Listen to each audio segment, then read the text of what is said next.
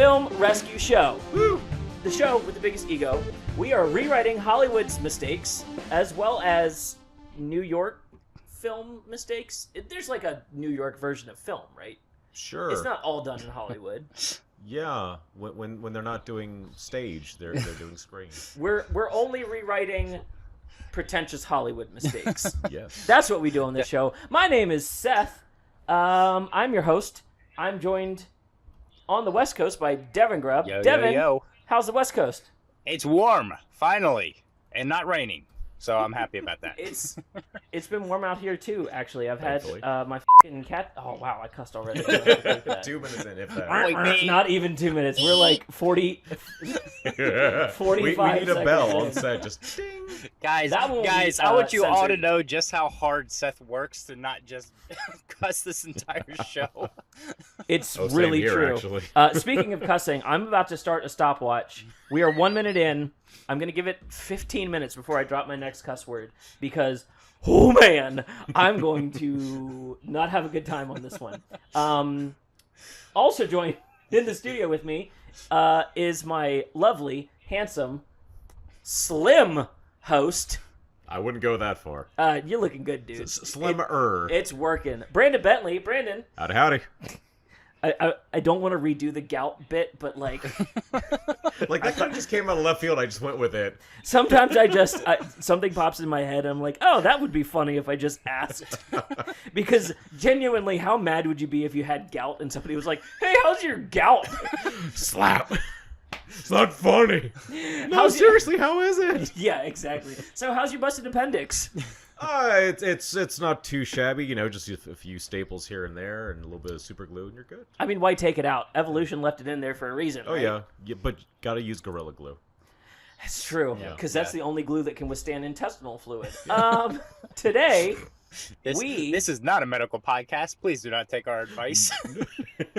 We clicked on the wrong one. you don't know that. This could be a medical honestly, between the three of us, we could fix at least, like, 2 things. Listen, I listened to a medical splinter. podcast that is hosted by a doctor, and the beginning of the show is like, this is not a medical podcast. Please do not take our advice. Go see a real doctor. It's like, See, that's something a real doctor would tell you. Yeah. I'm not a real doctor. I'm Yeah. telling you I can fix you. I used to film stuff like that too for a job that I will not name because they do not deserve it. But we actually did videos, and I think over time they started like kind of incorporating that legalese, and they're like, Yeah. "Hey, do not sue us if you try this and fail miserably." Right. Oh, yeah. So what is the point of this video? I feel like Nothing. Bear Grylls should have that if he doesn't already. It's like, hey, I know I'm going to drink my pee on this one, but don't. I feel like Bear Grylls. You cannot pee into a Mr. Mr. Coffee and get Taster's Choice. I On don't that know note. how to pivot off of this one. Today, I know exactly. we're how to not pivot talking on. about medical stuff. Oh, go for it, Devin. Pivot for me. Hey, Pivot. okay, explain The Conjuring to us. As the only one of the three of us who'd seen it before this thing started, what do we need to know? Okay. I thought I was the only one who well, hadn't. let's drop this for context. Today we're rescuing the nun, or we're going to attempt to. Yes. Wow. Okay. I'm angry for many reasons. First, why did I pick this movie? Yeah, there's Why'd you that. guys let me do this to us? There Because was a if it choice, wasn't too. It was this- the nun something else, wasn't it? It was the nun or Slender Man, which Oh, yeah. of the two, we probably made the better choice. Maybe. Yeah, I heard even worse things about Slender Man, so I don't know if that was rescuable. I mean, I guess all movies in some capacity can be, just more than Sometimes you The just have only to ones rewrite that- it entirely. That's all. There you Yeah, go. exactly. Yeah, that's what I was gonna say. Whenever we get hit with those, Draft like, 42. yeah, this isn't doable. You just start from scratch. Yeah. This one I don't think you have to start from scratch, but I will explain the context of the Conjuring universe. Cool. Quote unquote Conjuring Cinematic universe. I think this is Extended like universe. legitimately the second or third most successful film universes in Hollywood right now. Well, because the other ones like crash and burn so hard. Oh yeah. That's why that aren't Marvel.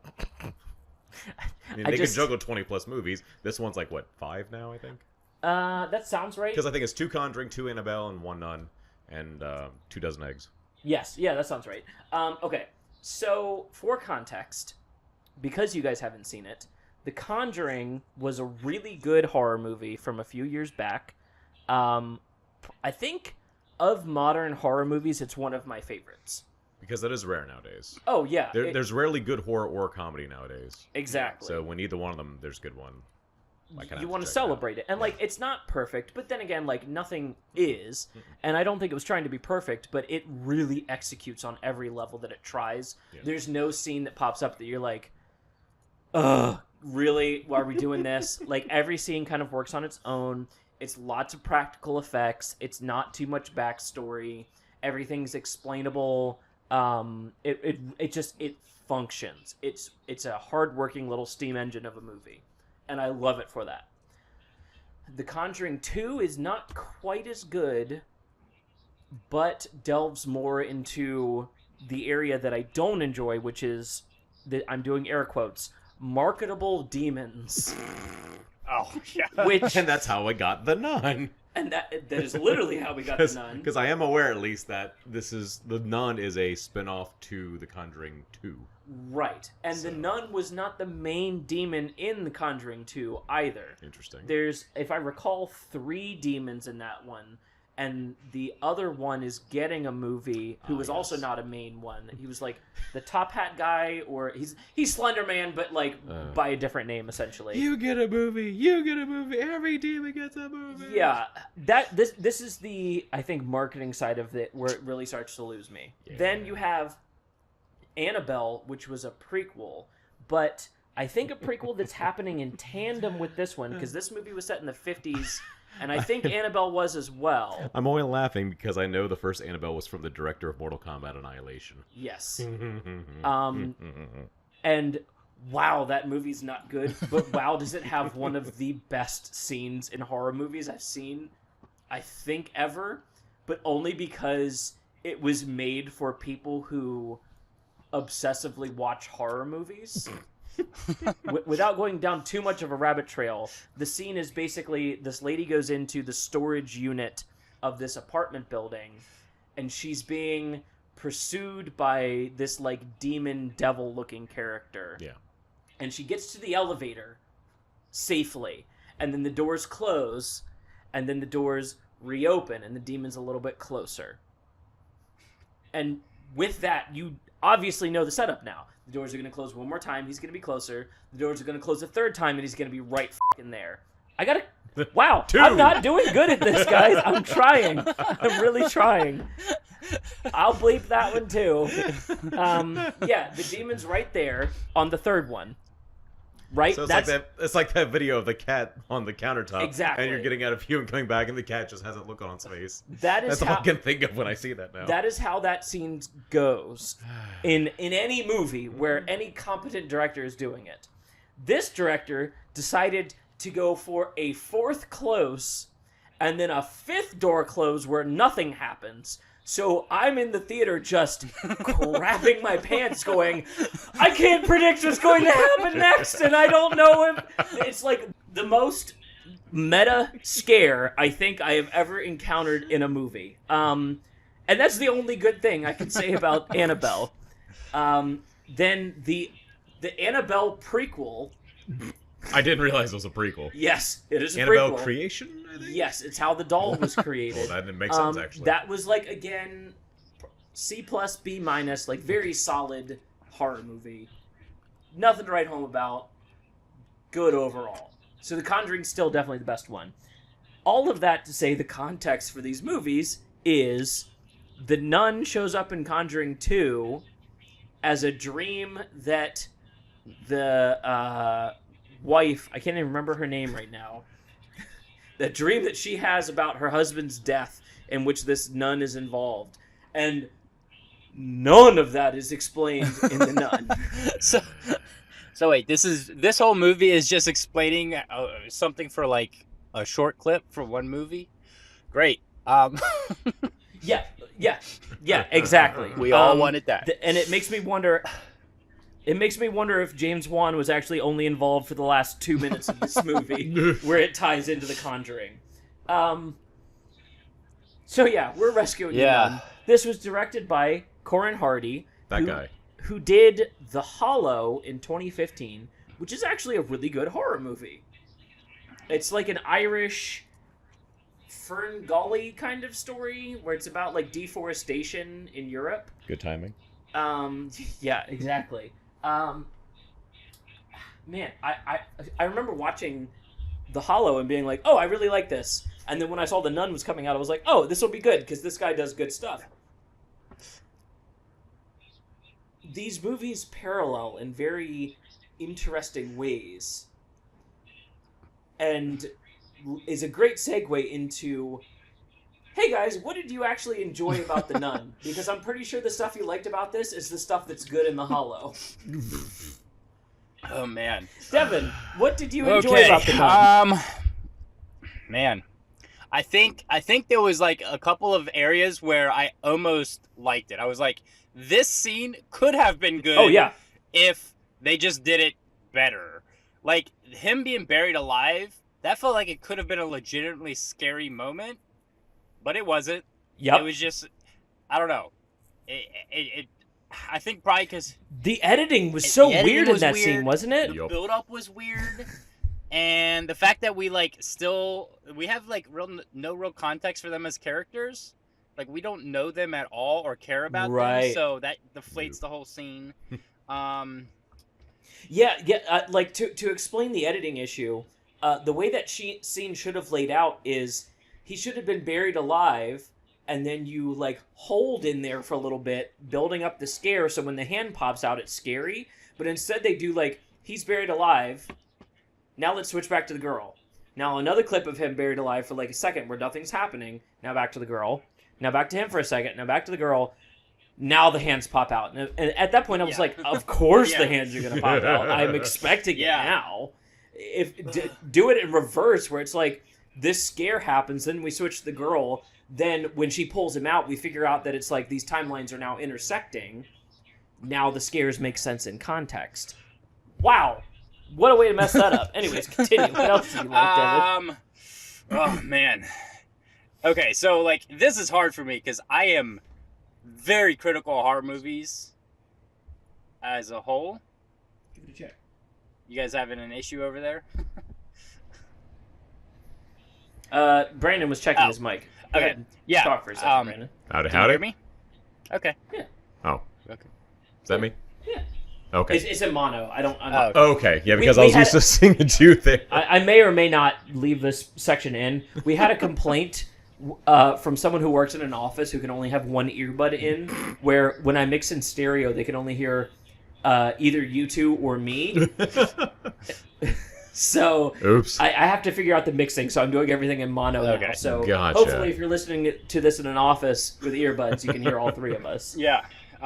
Anyways. Okay, Sorry. no, I was saying, like, I am highly critical of horror movies because I watch movies almost exclusively for story. Everything else is enjoyable only if it serves the story. And horror movies as a whole... I'm sure you had a bad time on this one. I had a terrible time on this one. Horror movies as a whole do not have good stories. Like, you could tell a 5-minute... Like, you could shoot a 5-minute movie and tell the equivalent story for most horror movies. And I can accept that. But when everything else about the movie also falls flat, it's so hard for me to stay connected. So I think the only other moment of this that I was like, this... Like, I felt like it was a good moment. It just wasn't purely because the rest of the movie was the whole prayer scene. When the nuns came in, she surrounded it, because it felt like it was building to something big, which it didn't. And it wasn't building off of anything. It kind of just happened. But as a moment, it felt intense. So, like, that moment worked for me if anything else around it had been good at all. Outside of that, I don't think there was much that stood out. Like, everything else felt... I don't know. I'm not going to start complaining yet. I'll let you guys go. Did you have a favorite character coming out of it? Were you rooting for anybody or feeling yourself connecting to any characters? Frenchie. I feel like that's going to be a lot of people's answers, but also just because there's probably a lot of like low-lying, I want to bang a nun. I'll get into the background of like why this movie did so well. He's legitimately the only character in the whole thing that felt like a real personality. Good way of putting it. I don't know. Everybody else was like, "Oh, you're just like a representative stereotype," and that's. Let's let's put a pin in that, because I have a theory, because I'm the Conjuring expert here, as to why that happened. But I want to find out, Brandon, what did you, if you enjoyed anything, what did you enjoy about this movie? That's a good question. Well, I made the joke last night that I feel like the first 80 to 90% of the movie, nothing really happens. Aside, of course, from the buried alive scene, which feels almost like oh yeah, that happened moment. While I like the finale, it does start to ramp up and get more intense, I just hate the fact that it makes the movie feel like it wasn't sure what type of horror it wanted to be. Right. Because the bulk of it leading in felt more like mystery suspense horror, obviously with supernatural elements. But then the end becomes a little more action horror-y. Right. Still atmospheric enough. It doesn't go into Resident Evil movie territory, but still enough where it's okay, now we've suddenly went, oh hey, we need to have things happen. Almost like an Eli Roth movie. But wait, we've been filming this whole time? Yeah, exactly. So yeah, I don't know. I mean, the performances certainly weren't bad. I mean, sometimes in movies like this, you can get someone that just stands like, wow, how did you get into acting? Yeah. But no, I mean, all the performances were fine, but at the same time, it was one of those cases where it was good performances for what? Taissa Farmiga's good, Demian Bashir's good. Although I think the only other thing I've seen him in was Machete Kills. To say the least. He played a very different character in that one, very over the top, but that was the whole point of that movie. Yeah. But yeah, and the guy who played Frenchie, I can't remember who the hell he was, but Jonas Bloquet? Sure. Probably mispronunciation of the French, but I probably speak the most French out of the three of us. That's which fair. Is 1% more than everyone else here, to be fair. Exactly. To be fair.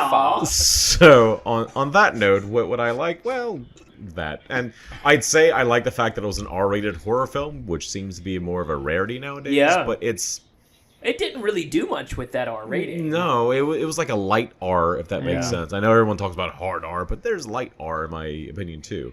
I mean, a few tweaks here and there, and I feel like it would have been PG-13.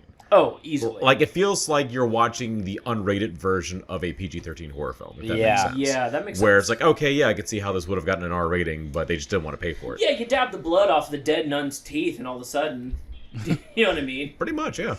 So, and the Blood of Christ thing, they probably still could have gotten away with because it's yeah. Oh yeah, easily that can be. If it's not an open wound, I feel like that makes a difference as to. There's so many little nuances as to what can change a rating. Oh yeah, it's really bizarre. And it's funny too because I think I could be mistaken. I think the Insidious films are PG-13 and the Conjuring films are R, something like that. That sounds right. I think the first Conjuring is. I want to say that was PG-13 actually. Can't remember. Because I'm trying to think of moments that would be R in that. And I can't think of any off the top of my head, and I'm sure everyone's screaming at me. What about that? What about that one? I don't know why I turn into Don Knotts. Whenever I do impressions of the audience. Landy, what about that one? Just go all in with it. Where does the rating show up on Wikipedia? That's a good question. I thought it was up in the little info box. Maybe not. I thought it was too. Go to IMDb now. Yeah, I guess we can. IMDb it is. Because I've come to realize now, if I pull out my phone, the mic does not like it. It's it starts hissing at me. I'm like, all right, crap. That's not great. I mean, these mics are trained after all. It is rated R. Okay, I was wrong. Okay, yeah, that sounds right. Okay. At this point, we are over 15 minutes into the podcast. Ooh. So I have some thoughts. Okay, yeah. Fuck this movie! Oh my god! Okay, here's my issue. And take it. This Run with it. Everybody has this take. I'm not saying anything new here. If a movie's really bad, it's really fun. Yes. And if a movie's really good, it's really engaging. Mm-hmm. But if a movie is really promising and then just kicks your balls every time that you think it's going to do something cool, oh man. fuck that movie! Okay.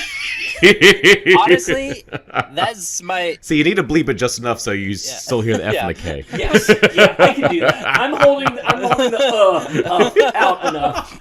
Fire truck that movie. Only I didn't say fudge. Okay, I did like some things going into this movie. And I had an interesting time. So I get to watch a lot of these movies, like Brandon, with my girlfriend. And I paused the movie, I think about 7 minutes in, to explain what an expositional line is.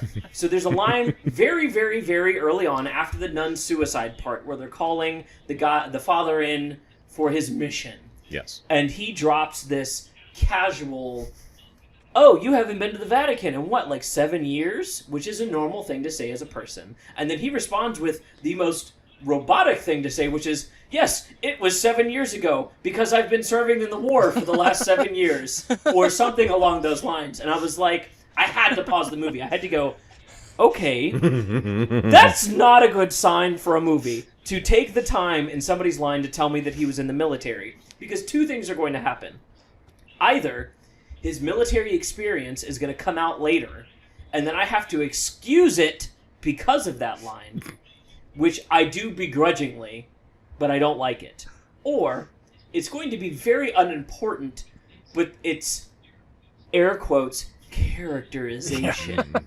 But even like the way that's worded and written could have been more like, well, serving in the army will keep you busy. Exactly. Something a little There's more... a more natural way to bring it up. Exactly. Which they did not attempt. Also, And no one on set said, hey, do you think we can tweak repeated almost that exact same line multiple times throughout the film. Oh, yeah. Yeah. So, guess what was not important to the plot of the movie? Him? You thought I was going to say that line. Him. As a character? Yeah. No, thank you, Devin. He was not important to the plot of this movie's character. Explain to me anything that this man does to further the plot of this movie. If you want me to explain what this man does They in needed this movie, him to point out that Mary was pointing where the key needs to go. That was super important. Without that... the Resident Evil puzzle. Oh, yeah. There's so many of those moments I kept saying to Sarah, it's like, everything in this movie is a Resident Evil puzzle. Yeah, okay. But also, done better than a Resident Evil movie. How frustrating is it to have a movie called Insidious 4: The Skeleton Key, where, like, the ghost's hands are keys, and then to watch a Conjuring movie and go, am I crossing these universes over in my head right now? Oh, believe me, I've had those moments where it's like, is this an Insidious universe film or a Conjuring universe film? I was questioning It's like, myself. James Wan, what have you done to us? I was questioning myself the entire time. I was like, wait, these keys are important because I remember a trailer where there's a ghost with keys. Wait a second, no, that's Insidious. You're an idiot. No, wait, I'm not the idiot. They're the idiots for including this. That was my thought process. That's how a lot of critics can react. Yeah, okay. It's not our fault, it's your fault. Yeah, and if we're going to get into the rewrite a little early, that's the first thing I would change. The father doesn't need to be in this movie. Like, you need to give him a good reason to be. Oh, yeah, or give him a good reason. Especially with her, like, is getting ready to take her vows. Why is this whole thing not based around the fact that she's just going to this abbey to take her vows? Like, that... Yeah, okay. That is a great point, because after I paused the movie to explain expositional dialogue, the very next scene is this girl talking to these kids, and the natural, beautiful characterization that comes out of, like, oh, she kind of, like, doubts the church a little bit, and she is really good at explaining nuance, and, like, she's a deep thinker of a character. So these scenes are literally back to back, and I go, wow, is this movie going to be bad or good? Because I could not tell you right now. Because you got both examples. I got both of, like, wow, this is a sampler beautiful, pack. Natural characterization. I know exactly who she is, or I'm starting to get to know her as a character. She's three-dimensional. This is great. And then... well, no, I'm not going to get into that yet. I'm Here's going some to derail other this train for a minute. Because we're about to get into deep That's stuff. fine. If you guys had to sum this movie up in, like, one statement, how would you do that? Because... Cash grab. Wow, yeah. This is all that was going through my head for, like, the last hour. A father and a nun walk into a church. Oh man, that's great. We already had two no, Exorcist see, prequels. Why do we the- have this? A super powerful evil spends an hour and 20 minutes just freaking people out. Yeah. Yes. Yeah. You're not wrong. Okay. That is accurate. And there's more. There's more so that much made me more. want to like But this wait.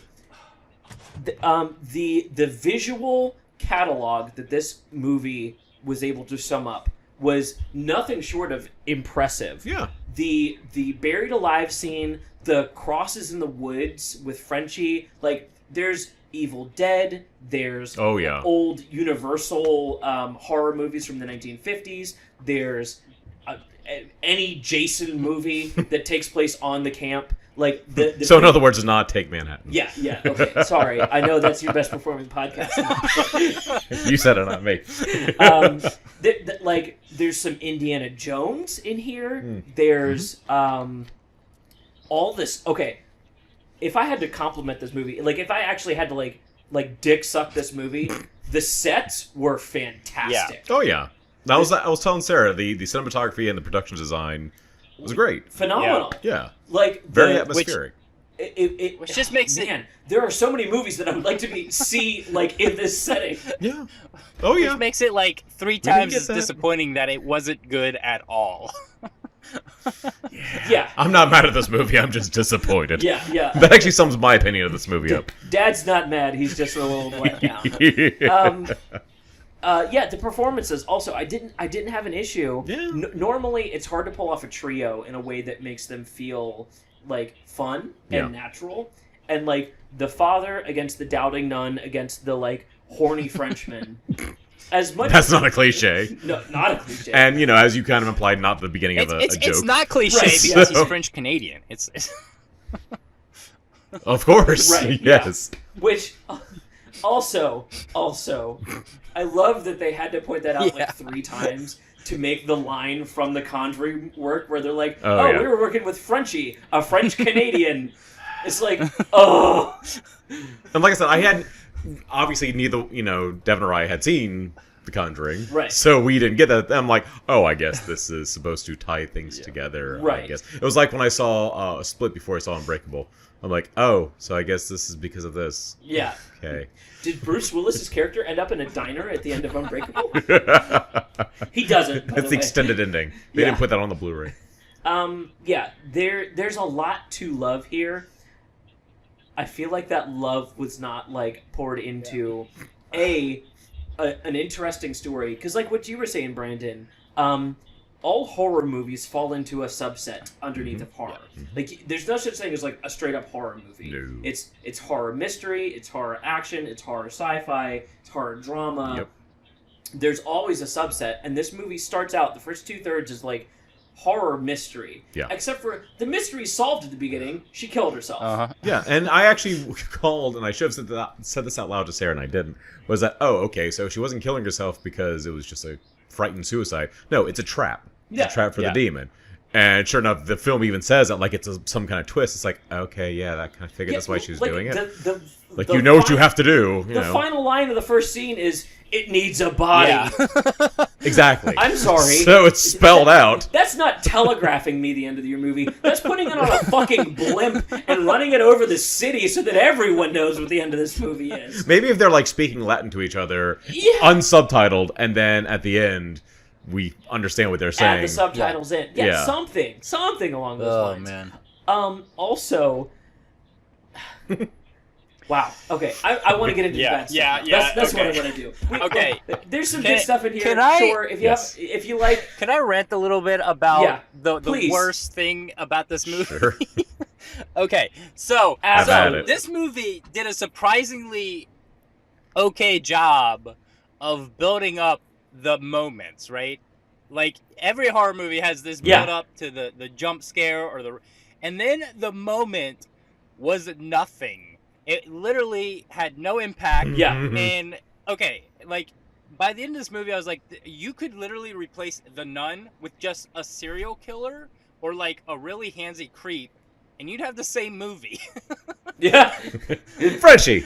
It was driving me nuts. That's the twist. And- It was Frenchie the whole yeah, time. Yeah, exactly. Like, Ooh, that would have been a much better movie. Him luring them there with promise of a dead nun. Steve Trevor was the killer. But Yeah, no, In yeah, jokes. That I think of all the things this movie didn't capitalize on, it did not capitalize on religious guilt imagery and horror. Because it's like, oh, it's an evil nun. Also, but what evil does she actually do in the movie besides just creepily walk down a hall like a fucking nun would? Like, it's just a real nun. Why are you pointing out this just with evil glowy nun? eyes and a creepy face. Yeah, That's it's it. like... Looks like the Nosferatu thing from Salem's Lot. It's not like she's a creepy nun that spanks you so hard that you bleed while you sleep. It's not like she's without my anus. Yeah, she's not a creepy nun that like stands behind you and smacks your face when you're not doing enough Hail Marys fast enough for her. Like, they did not tap into the like innate nature of Americans to be frightened of nuns, of the 40% of us that have gone to Catholic school. They didn't tap into that at all. Like, even me trying to empathize with that person going, oh yeah, nuns can be real scary, man. Like, I didn't feel tapped into that at all. They did nothing to like capitalize on the fact that, like the title of the movie claims, she's the nun. The nun, not just any nun. Oh, wow. on top of that, Like, that character, like, the title character is almost an afterthought in this movie. Oh, yeah. That's the biggest issue. I think she shows up like 5 times. Was it just me, or Maybe. did you guys feel Maybe. by the middle of this movie like they were setting up that the nun was gonna like change form by the end? Like, they specifically bring up at one point that she disguises herself as a nun to blend in, and I was like, oh, that means we're gonna get like some legitimately scary beast at the end of this movie coming after them. But no. Just a nun. And especially because like when they do the memory scene, the Crusades thing. Yes. Oh my god. First of all, they fucking used the holy hand grenade of Antioch. that is the MacGuffin of this movie, by the way. The Monty Python. 1, 2, 5, 3, sir, 3. Yeah, that was what they were trying to get with this whole movie. In case you were confused, as to I wanted why- to start singing. We're Knights of the Round Table. We dance whenever we're able. Yeah. Like, I don't know. And yet that still seemed like a more interesting movie. Honestly, a horror comedy would have been more fun than what this was. Yeah. Was anyone else here, and by that I mean you two, bugged by the fact that this movie was way more zombie nun than it was ghost nun? Because, goddamn, there were a lot of zombie nuns in this fucking movie. There were Good so call. many Good call. zombies. Right down to like the decapitation to kill them. Oh, Yeah, like, to your point about Resident Evil, there was way more, like, shotguns, decapitations, and, like, dismembered arms in this movie than there were hauntings. Yeah. Yeah. No, you're absolutely right. Why? Well, and for context, The Hollow is about zombies? Question I mark. could, like, really hear that asterisk the way you said that. So it's about like a slime symbiote that takes over dead bodies, reanimates them, and then is like trying to just bring more decaying matter into itself. It's Vigo. It's fun. Like, it's a fun movie. So the dude knows how to make zombies interesting. That's why I like The Hollow. I was like, oh, it's zombies, but it's more interesting. Yeah. Because I think the movie ends with like the sunlight. They get the stuff out of the dark swamp into the sunlight, and like it dries it out and kills it. Yeah. Which is like, sunlight's the best disinfectant. That's like a saying. There's some meta levels in there. The Hollow's good. I'm not going to shit on The Hollow, Colin Hardy. You did a good job on that one. This one, on the other hand, zombie nuns, probably not the best way to go. See, now when you say that though, it makes me wonder like how much of that was him and how much of that was like Warner Brothers / New Line. It's one of those scenarios. been. Yeah, like hey, this person's normally great with this. Oh, but then you gave them that, and then this happened.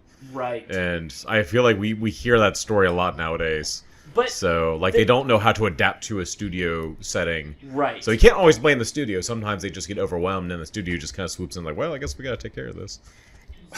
Man, I want it to go one way or the other, I guess. Yeah. Is like, give me all zombie nuns. Which is like, as a movie, it's a little goofy, but could have been a lot of fun. I'm sure there's already an Italian horror film like, from like the 70s or 80s that did That could I just easily can't have think of it off the worked top of my too, head. It could've been because a you lot got of like fun. an entire cloister of dead nuns in this church. Like Exactly. totally makes sense. And here's my the internal logic of this film is, oh, these nuns come back to life as zombies and try to kill you, but as ghosts they're keeping a demon away and being good. Because I was trying to call scenes throughout this movie, which like is fun. It's a fun game that I do with movies. Whenever I get surprised, I have a good time. Whenever I don't get surprised, I have a good time because I was right. Like, there's no losing in this game. That's fair. And in this movie, they show off the grave bells early. Oh yeah. And then Frenchie goes out into the graveyard with all the crosses, and I was like, oh, he's gonna get knocked into the grave of the nun that they buried, and then he's gonna have to ring the bell, but then all the bells are gonna ring, so that it's confusing and he dies. Which isn't what happened, but those events happen throughout the movie. Mm-hmm. I was correct on the events and just not on the delivery. Yes. Which makes me wonder, is like, would the more stereotypical version of this movie work better? Well, that was one thing I actually discussed with Sarah. I kind of wish that we seen the scene with him in the graveyard and like we see the implication that he's in danger, Yeah. but we don't see the outcome. And then we don't see him again until the end, and you're like, oh, hey, you got away. Right. Not sitting in a bar with a giant cross, which also looks like the beginning of a joke. Yeah. Oh, yeah, yeah. So, A Frenchman walks into a Romanian bar with a with a cross. giant wooden cross. And I felt like that scene really didn't add anything either. It's like, oh, hey, this kid committed suicide too. Yeah. So... It added, like, this castle is leaking into the town, which would have been great if I... and they never really come back If to you that. cared though. about the town at all, I got jokes for this, too. Yeah. I've prepared some jokes. This scene in the bar would have made a lot more sense and been way more applicable if the only thing I had seen from the town so far hadn't been fucking Borat. Literally, the house that the Frenchman lives in is the house from Borat. And he's wearing the same pajamas from the beginning of Borat. I'm sorry. You can't throw that at me and then be concerned that there's evil leaking into the town. Yeah. You showed me none of that evil. No. You didn't show any of it. All I saw was Borat. Now I'm laughing. That's all that has happened so far. Rewatch the scene. If you want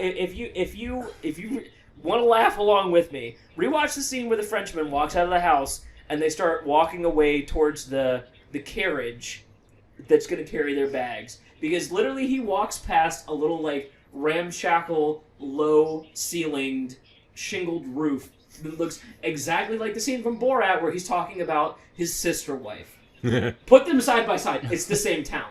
I would put money on the fact that it's the same town. yeah. You can't do that to me. I'm sorry. Too late. Oh.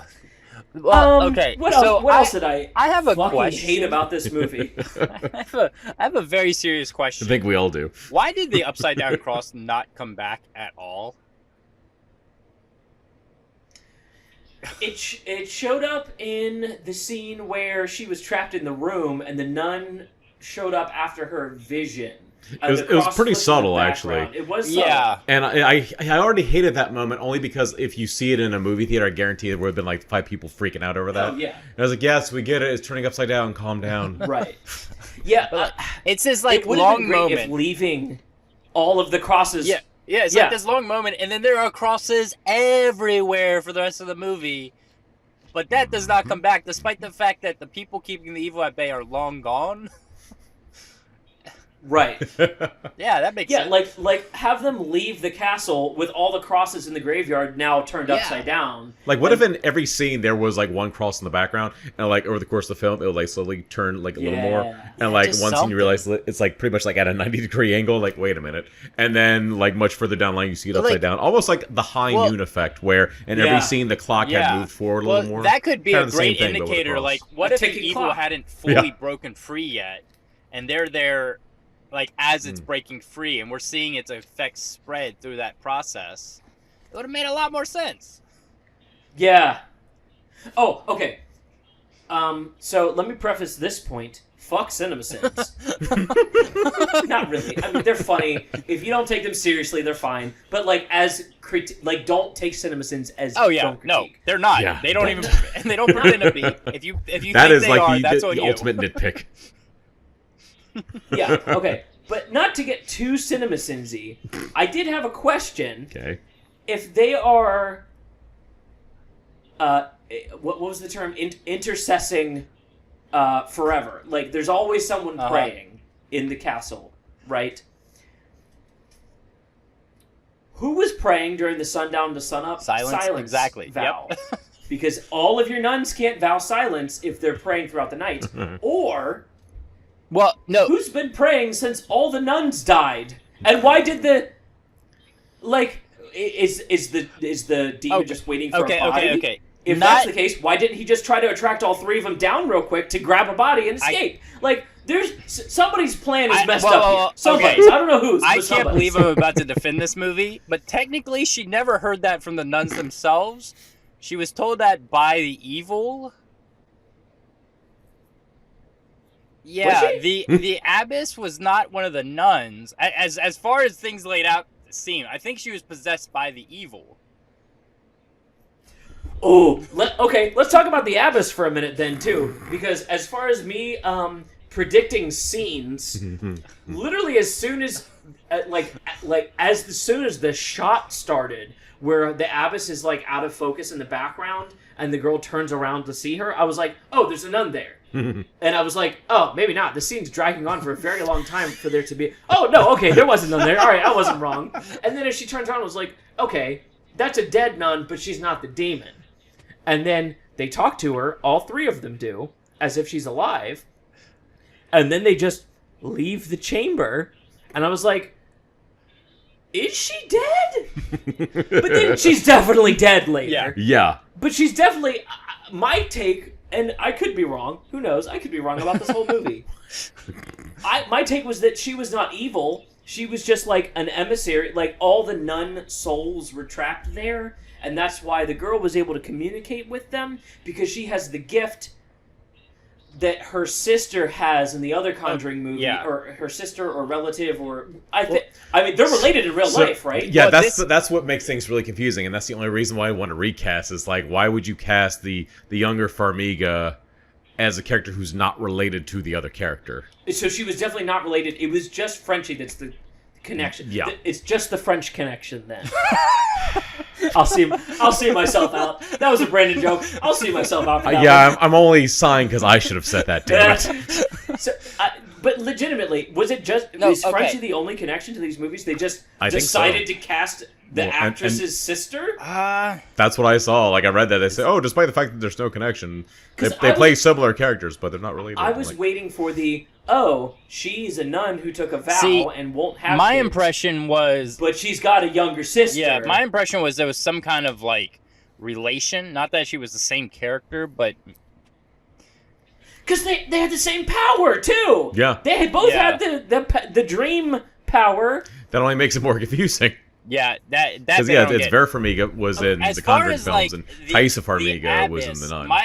And their sisters is like a 20-year difference. My thing was Irene was the only one that interacted with like the good nun spirits, and then the father didn't see them, and Frenchie didn't see them. They both interacted with evil spirits, and all three of them interacted with the abbess.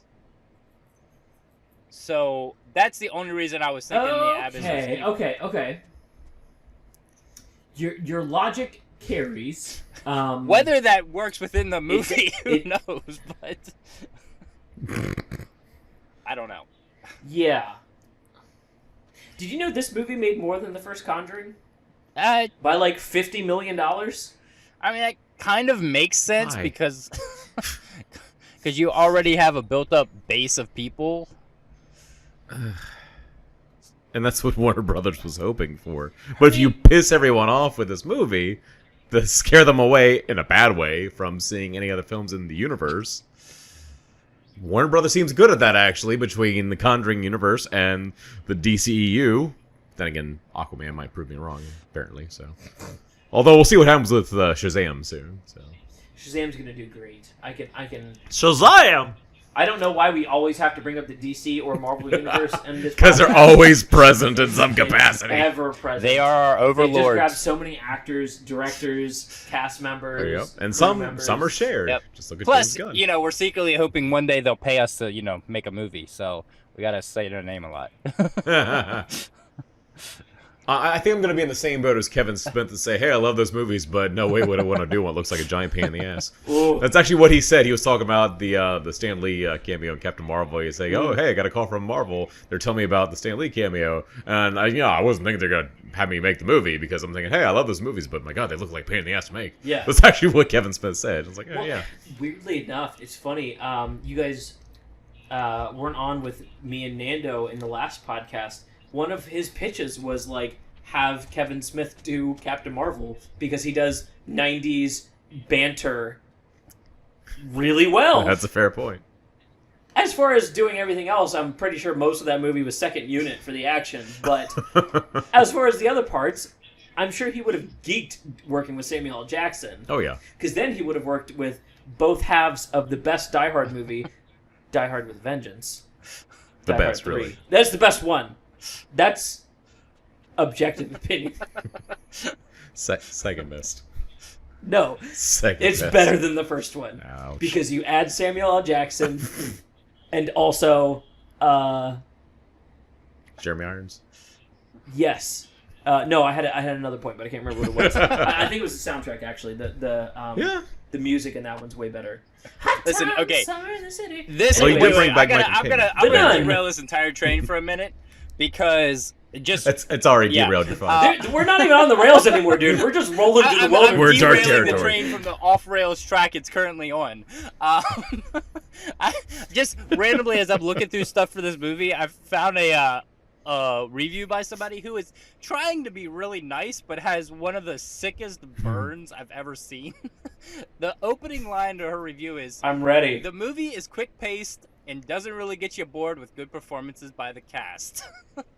That is how she opens her review. That's amazing. That's what I want from a horror movie.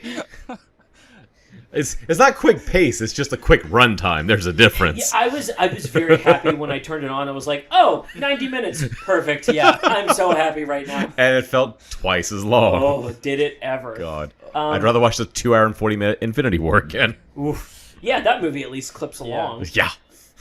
Okay. we are. If we were to rewrite a movie like this, I've been thinking about this a lot Okay. since last night. The father does not have enough to do, and I'm not willing to create enough for him to do. Yeah. Well, I'll help if need be.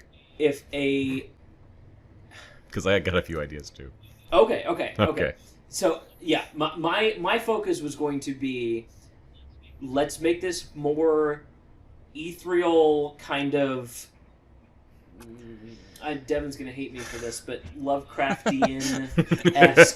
Hey, to be clear, I like- have zero issues with making things Lovecraftian. It just cracks me up how often that comes up with anything we do. He's great. You to Lovecraft is like so closet to Star Trek. Yeah. It's just okay.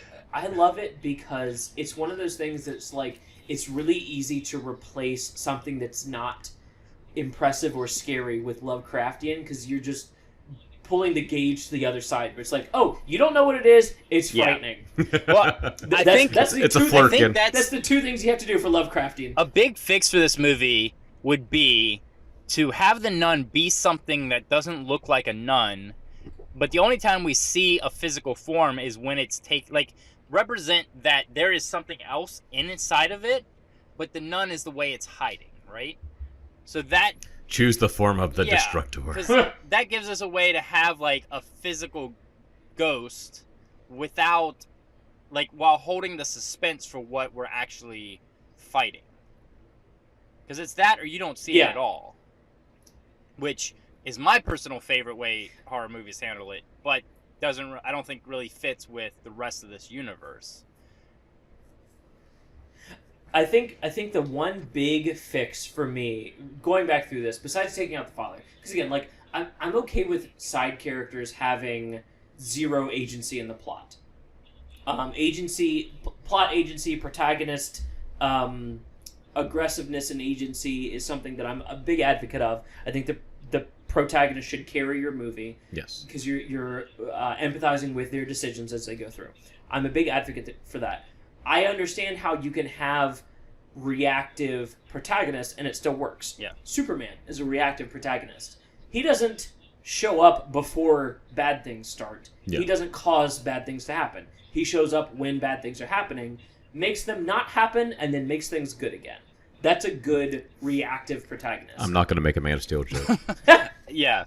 You don't have to. But even Zack Snyder didn't know what a reactive protagonist was when he made that. But even with a reactive protagonist, their actions has an effect on future events.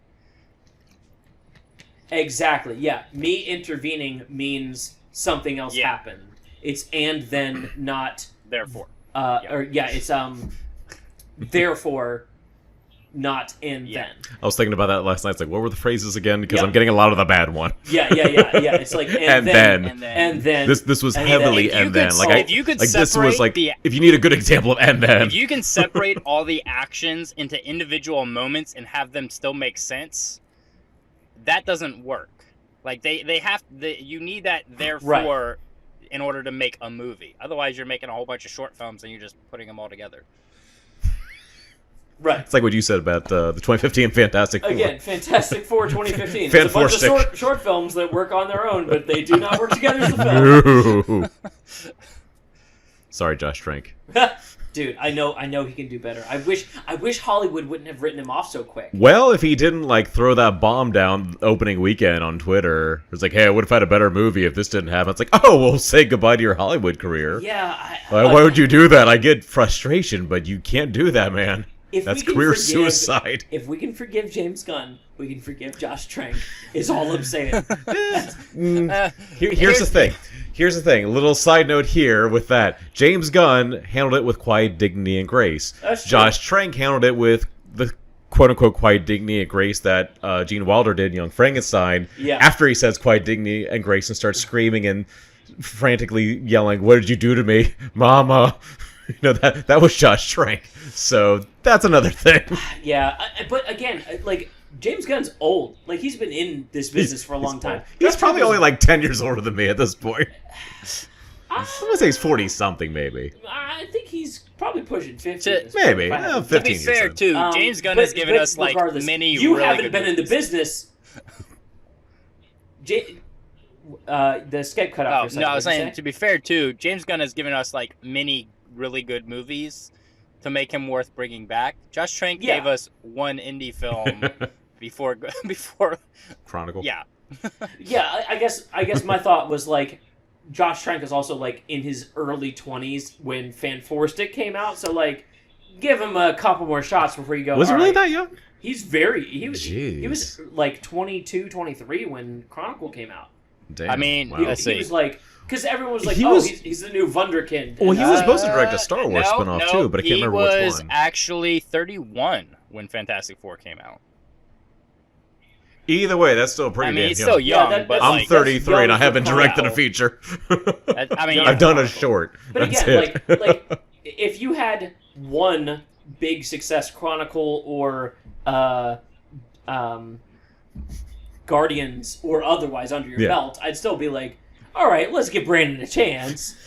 Whereas, anyways, this is not a worthwhile rabbit hole for the Nun. It shows just how exciting the Nun was. No, we have managed. It's so exciting. I was thinking about Guardians 3 the whole time. Guys, if we can keep delaying for Welcome back, 5 James. more minutes, we will officially have delayed rewriting a movie longer than any other podcast yet. So. That's okay, but Devin, but we started rewriting it a little while ago. We did start to get into For it 30 seconds. You're right though. My point through all of this somehow stayed in my brain. The twist of the nuns were dead the whole time, while I love the nod to The Sixth Sense, does not work in context. No. The nuns should be alive the whole time. Yeah. Yeah. Because A, that gives you bodies, which is something you desperately need for a horror movie like this. True. And B, you could have it be this girl is going to a coven of nuns, air quotes, for the third time on this podcast, to take her vows, starts to investigate a suicide that was witnessed by someone else. So now we have a main target of potential murder, to then find out that this nun didn't kill herself as a act of suicide, but as an act of sacrifice, and now the demon is going after the other nuns, but isn't able to get to them because they are praying constantly through their sundown, sunup vow of silence.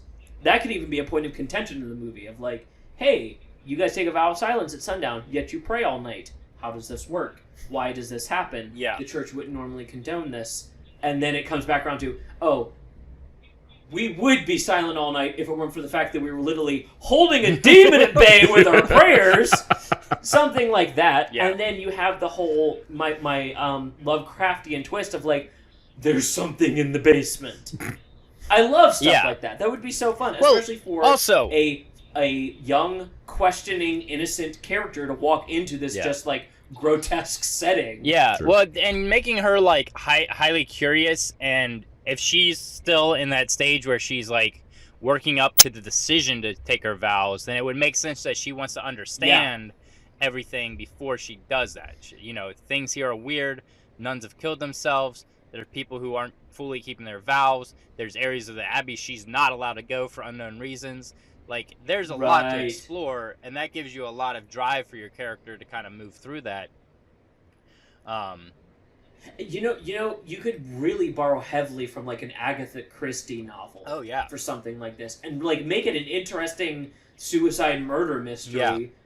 Now, I was wondering, would this seem too hackneyed or tropey that the main character, nun, is actually related to the nun who killed herself? So there's more of a personal pull, and also make her question her faith a little more. With the reasoning to kill herself being still ambiguous to the audience? Okay. No, I guess, to the story. Why does the nun kill herself with the relation to the demon nun? Well, we don't know that. That's the whole idea. Okay, I follow more. Okay, yeah, no, just because, we already have the character who's kind of questioning the faith to begin with. Yeah. And if, I was looking for a twist in there, is what I was like. Is there something more here? It's still the same, but just more of an emotional pull. Yeah. Because if you already had this nun who's already questioning her faith, and then, her sister commits the, ultimate sin. Fuck me. You're talking about the nun that's going, what's her face? The main girl. Yeah, see, I can't remember the character's name. Irene. Irene. Sister Irene. Irene is related to the nun who kills herself, not the demons related to the nun. Yeah, yeah. I follow more. Sorry. No, that's great. That's a great idea. Yeah, so that Especially if that's a reveal later Right. of she was my sister. It would weaken her faith even more, but it's her faith that she needs to actually survive the ordeal. So she's going to the castle under the guise of taking her vows, because that gets her in the door, but she's actually there to investigate the death of a relative. Yeah. I like that a lot. That's way more compelling. So, it just seems that it makes it seem... That's not hackney. When you throw a little more of that dramatic pull, and I was telling Sarah last night, I feel like most genres that aren't drama work better when you have a dramatic base and then, wrap that genre around it. Including horror. A lot of people are like, oh, The Exorcist isn't scary. Nowadays, not really, but it's still great because you have characters you're concerned about. Right. There's a lot of drama with those characters, especially Father Merrin, all the stuff that's going on with his mother and where his faith is. And it's really intense. The last time I watched The Exorcist wasn't scary, but I got choked up a couple times because it is so dramatic. It's a supernatural drama. Right. And I feel like if you have more things like that, that would also give you an interesting... What if the father... I was going to say, that would also give you an interesting storyline if she had no intention of ever becoming a nun. And the entire thing was initially.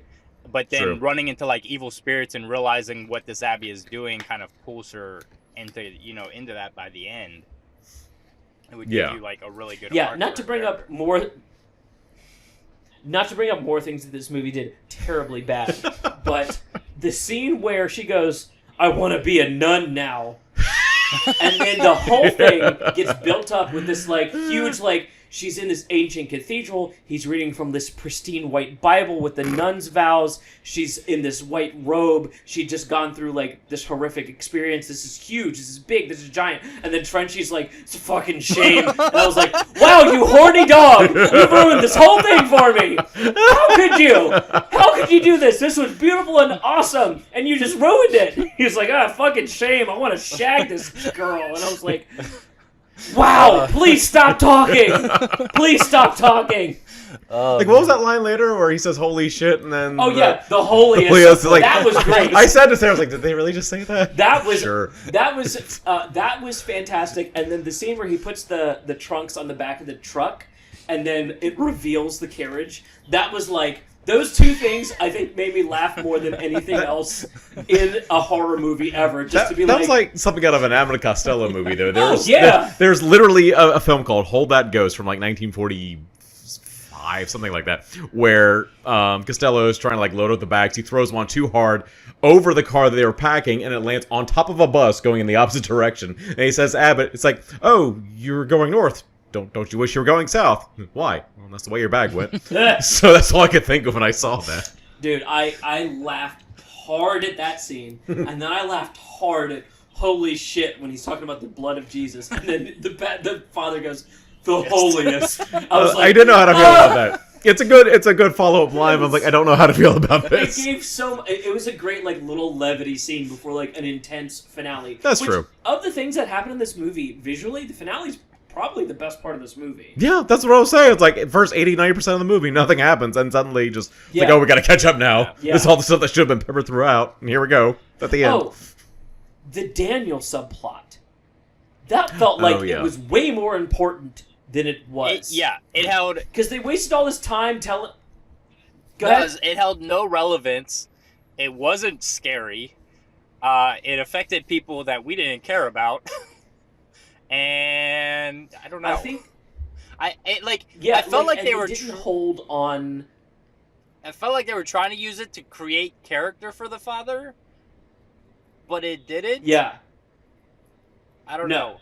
See that's where my other idea came in. When you were saying you wanted to get rid of this character, I'm thinking, well, if you did this, maybe. If you got something for him to do, I'm down. I just need him to not be because literally. Every choice this man makes is useless throughout this movie. He shows up, he gets buried alive against his will, gets saved by our protagonist. Yeah, what's the male version of a damsel? Yeah, okay. A manzel in distress. A horror movie. Him. A horror movie that does this better is Drag Me to Hell. Oh shoot, what's his name? I know you're talking Justin Long. Justin Long's character is the male damsel, and it's inverted in a way that it's hilarious throughout the entire thing. That's the good version of this. He was the bad version of like, he reads the books and figures out the mystery, and then gets saved by Frenchie, and then he decides to exorcise the zombie nun. They see this nun is a dead corpse, and it comes to life, and he goes, nah, I'm going to try an exorcism real quick, as if that's going to fucking work. Let's see if I'm still as rusty as I think I am. Like, literally, you couldn't do this to a kid. What thinks he can exorcise a dead body? Dude, stop. And then he spends basically the entire finale knocked the fuck out. Yeah. Because he's useless. Please, Brandon, give me something for this guy to do. So, for starters, while you mentioned the military thing, one thing I was thinking about is this kind of goes back to like the whole suicide thing. What if he did try that exorcism, failed miserably, the kid dies, he feels guilty, and actually attempts suicide himself? Doesn't complete it. The church learns of this, and they basically initially banish him because like, hey, you were trying to attempt the ultimate sin. You ain't gonna stay around here. So he does enlist in the army, has his thing for 7 years, and then this whole thing goes down with this abbey. They're thinking, hey, there's some evil stuff here. Well, we had one guy who failed miserably with an exorcism, but I know he might still have a little bit of a skill set. Do we really want to bring this guy back? Okay. So he is sort of like the, dishonorably discharged priest, if that is such a thing. I don't think that's a real thing, but you know what I'm getting at. Yeah. But like, hey, we're begrudging you, pulling you back into the fold because we feel like you've had some experience with this whole supernatural aspect. See if you can find out if this is still holy or not. Don't get your hopes up as thinking that you're back for good. We just need you for now. Okay. So he's also, like Irene in my version, someone whose faith is woefully wilted, but still has like enough left to look into this. So that kind of would make your protagonists, like, none of them are like truly like all there, all holy. I mean, it's certainly not Right. Frenchie, but Frenchie's the perfect man. What are you I want to fucking done so bad. Jesus, it's like there are movies for that. I'm pretty sure they were also made in Italy, maybe Spain in the 70s. In the 50s, Nunsploit- there was something for him. I promise. Nunsploitation was a thing back in the day. Oh yeah. Yeah, I don't know, just like kind of going back to that whole thing where it's again, he also feels like there's that relation of someone who did commit suicide and he almost went down that road. Would it be cheesy? I'm not Catholic, so I don't know what it's called. The white. The collar? Collar. The collar. Yeah. I'm just saying collar. I've only ever heard them called collars. It's just called a collar? I'm pretty think sure. so. I'm pretty sure they just call it. I'm Yeah, I'm not shocked it Catholic doesn't- either, so. I'm shocked it doesn't have a more. It probably does, religious-y- but you got to look for it to know what it's called. Like, oh, collar. Yeah. Would it be too cheesy for the reveal to be like he pulls the collar off and there's like a scar from where he like slit his throat or something?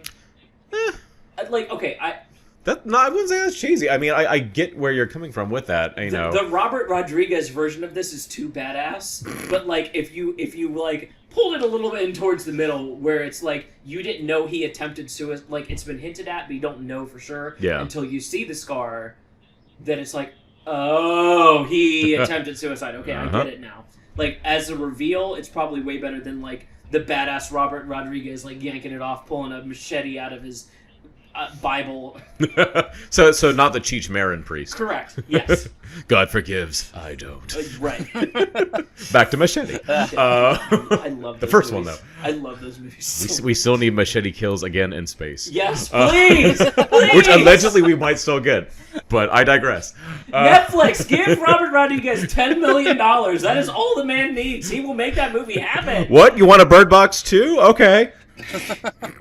Because that will probably happen first. Ugh. It's like, but all the people watched it. Yeah, because of memes. Yeah. And they didn't have to pay anything extra from what they're already paying per month. That's another sad thing about this too. For the amount of like Catholic people in America to not make memes from this movie, because there was nothing to make memes from. They didn't lean into Catholicism at all. For there to be like, you know, the nun walking into Sunday school be like, whatever the visual representation of the movie would be. I'm just making up memes on the fly here. The look on your face after you watch The Nun. Yeah. Just like that very stoic, bland face. Man, yeah, I think If this movie had knuckles to rap with a ruler. giving like two more points to uncover in the mystery, and then giving your characters plot agency would probably be enough just to make the movie compelling. Yeah. Yeah. Because again, it's not poorly shot. The sets are fantastic. Yeah. It's well acted. Some of the scare scenes work better in the trailers than they do in the real movie. Let's not forget the banned YouTube commercials where it looked like the Vine. You didn't hear about this? No. So yeah, they had commercials for the movie. It was like those ones where you can't skip.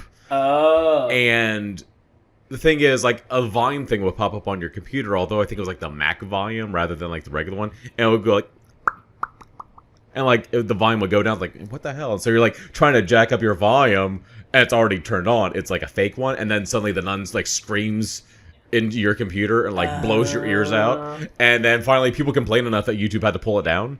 You can still find it though, but unofficially. Like YouTube did not allow like the official one anymore. Part of me, specifically the asshole part of me that enjoys watching little kids fall down, loves that as an idea. I'm not gonna lie. Go look it up after the podcast. Because if you watch your volume fall on a thing and you're like correcting it with your thumb real quick, and then all of a sudden there's like, yeah, that's exactly what it was, and like the nun's face like flying at you. That's perfect. What's hilarious is that would have been 10 times scarier than any other scene in this movie. Yup, and that's exactly what I said last night. Unfortunately. Yeah. Uh-huh. Hey. Okay. I So feel like let's talk about that. Because the way this movie lays out, they do not do horror scenes very well. So let's set a template for what those would look like in our rewrite. Because, okay, I want to talk about one scene in particular that I think sums up what this movie did terribly and how I think, well, is a good place to start correcting it.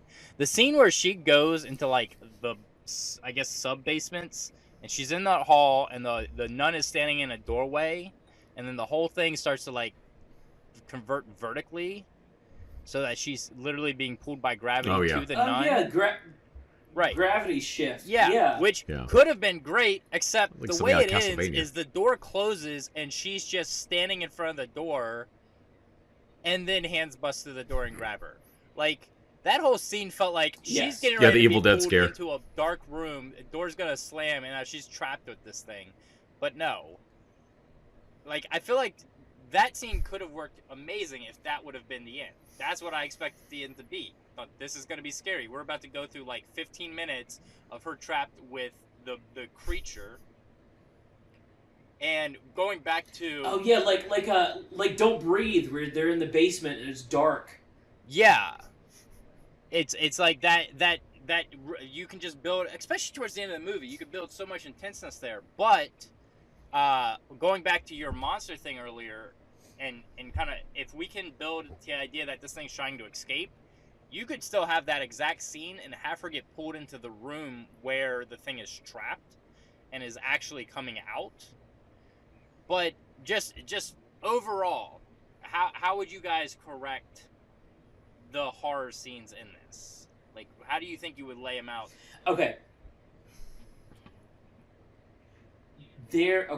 This is actually a really great segue, and I'm glad you brought it up. And I know that Brandon's going to be on board with this because you and I have similar sensibilities. Visually referencing Sam Raimi is similar to playing the lottery with your foreskin. In which, if you win, you're doing... Your face right now is fantastic. I have all the questions in so little time. Where if you win, you win big. And if you don't win... You win all the foreskin. You get circumcised. Okay, so you mean like you're gambling with your foreskin. Yeah. Like, just put your dick up on the table and Right. I'm going to pick this number and that number. And drop the little Men in Tights guillotine on it. Just live the tip. But only if I lose. Yeah, that's a bad... Okay, I just really wanted to reference circumcision again. Sure, why not? You get one per podcast. I appreciate that. That I'm going to utilize that too. Yeah. Okay. So to be serious, okay. The bursting hands, the burial scene, the scene in the graveyard. Literally, the only thing it was missing was the POV camera running across the ground. Yeah. Mm-hmm. That was the only thing that was like. And if they had done that, I would have at least for 5 minutes been like, "Yo, this movie rocks! I love this." For 5 minutes. For 5 minutes, I would have enjoyed that. In the Frenchie scene, in the father scene, wherever it would have landed, it would have been great. But again, Sam Raimi comes with the caveat of, hey, you're doing horror, and you're doing a great job, bud. But you gotta laugh, too. And people reference him visually. And it's happened a lot. And this even happened...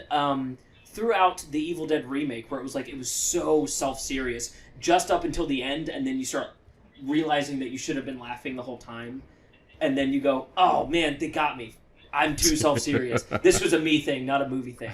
And that happens often when people visually reference Sam Raimi, where it's like the hands bursting out of the coffins with the extra long fingernails. It's the same glove, again, on every scene where the father gets attacked in the main coffin room. It's the same glove in every single coffin. You're not wrong. It's like Grinch hands almost.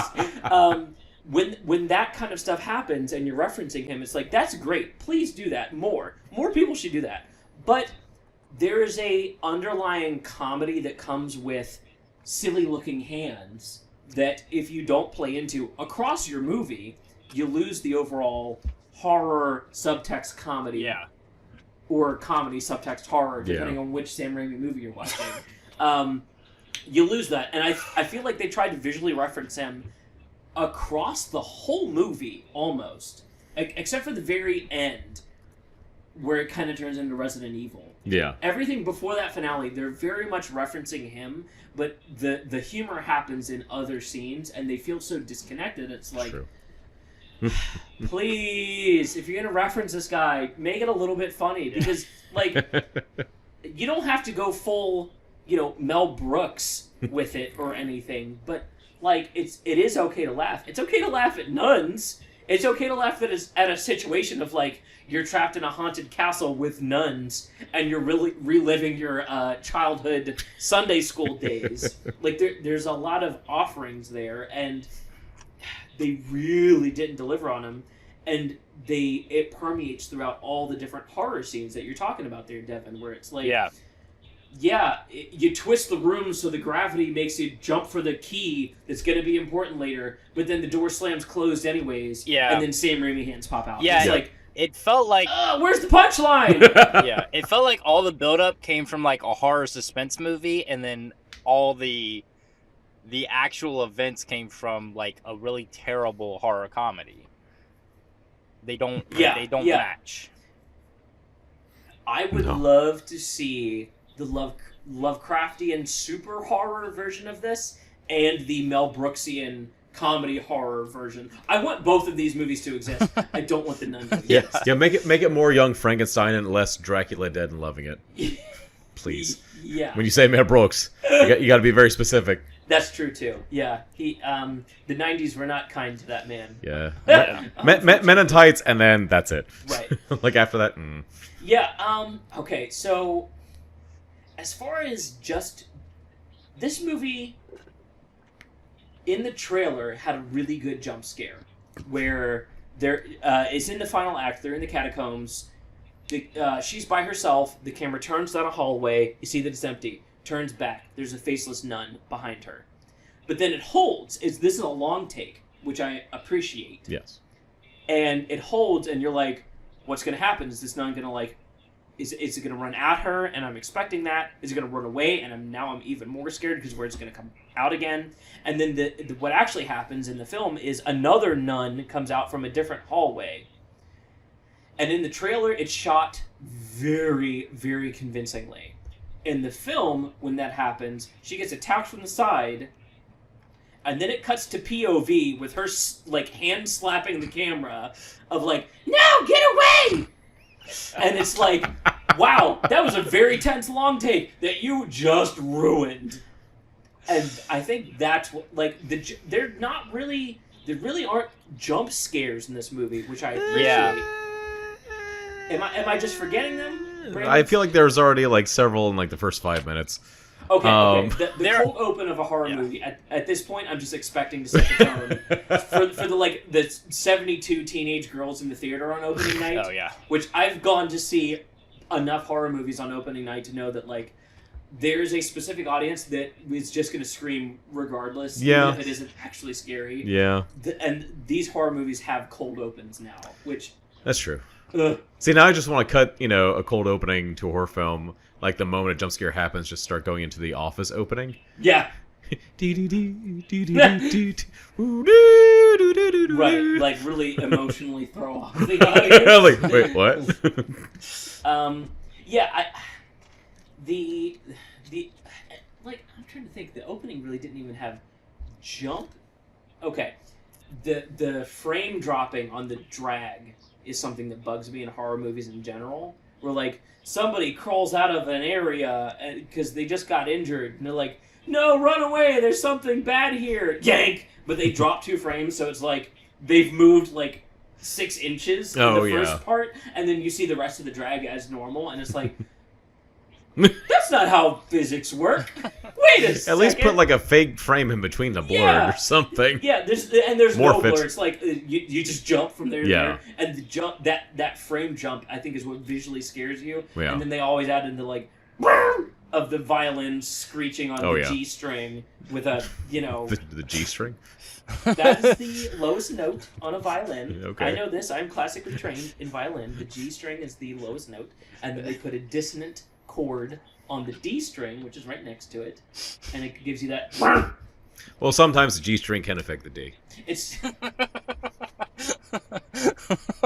I'm gonna give you that one. Now I will see myself out. Thank you very I'm much. gonna give you that one because I took one earlier. No, we're even. Cancel out. That was like going into violin as a homeschooler and not understanding G-string jokes. Oh no.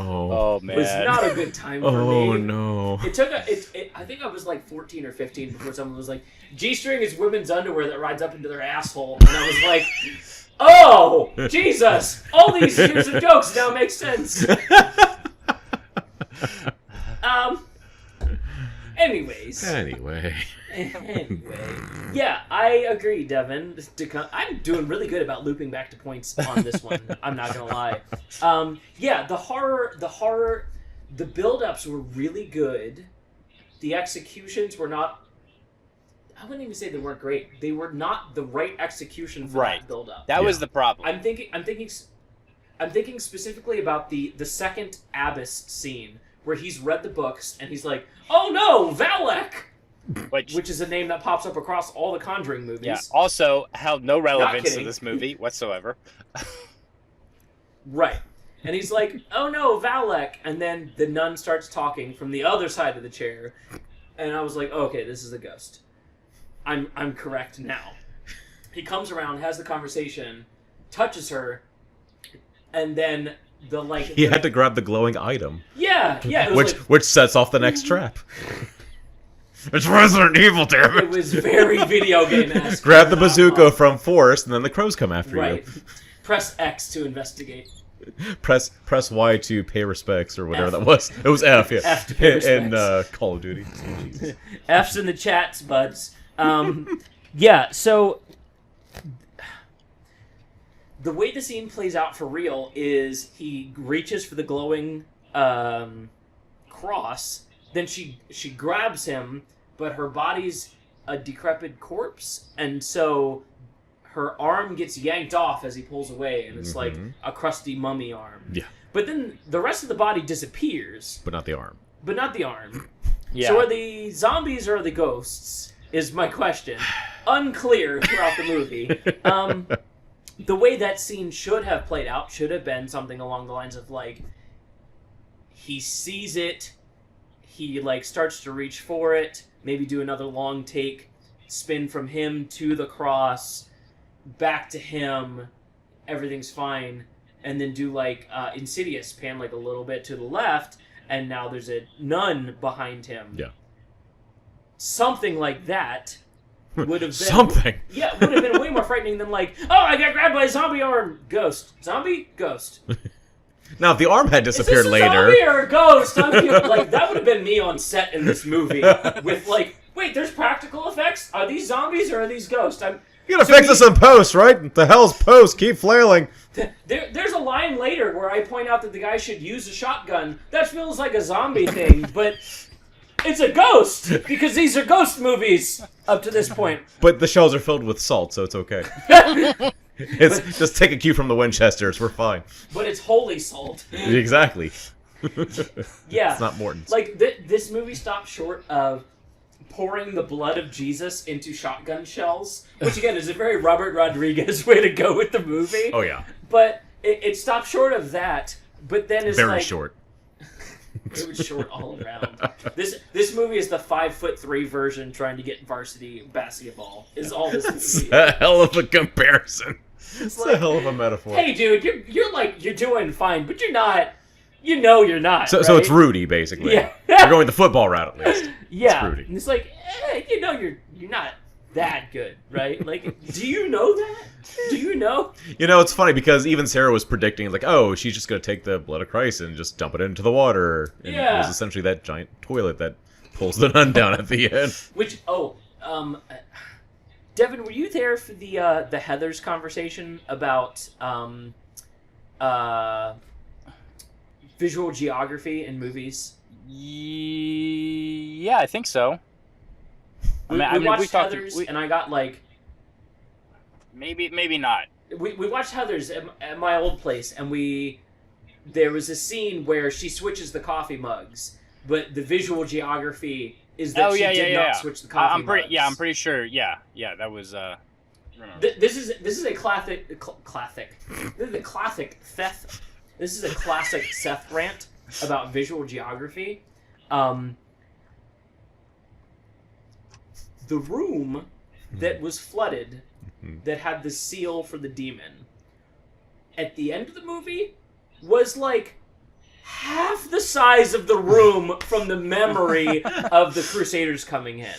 I'm not saying that memory has to reflect reality, but visually, I was pretty sure the nun room with the pentagram was the one where the demon comes out, and the flooded room was a little side closet. But I was wrong about that, and that made me very, very frustrated, because visual geography is very important to me. As a non-auditory person, I have bad hearing, so I'll forgive a movie if I don't get the audio clues. But if visually you're like, oh no, yeah, the seal's in this tiny little fucking spa room in a Greek Colosseum, you know what I mean? Like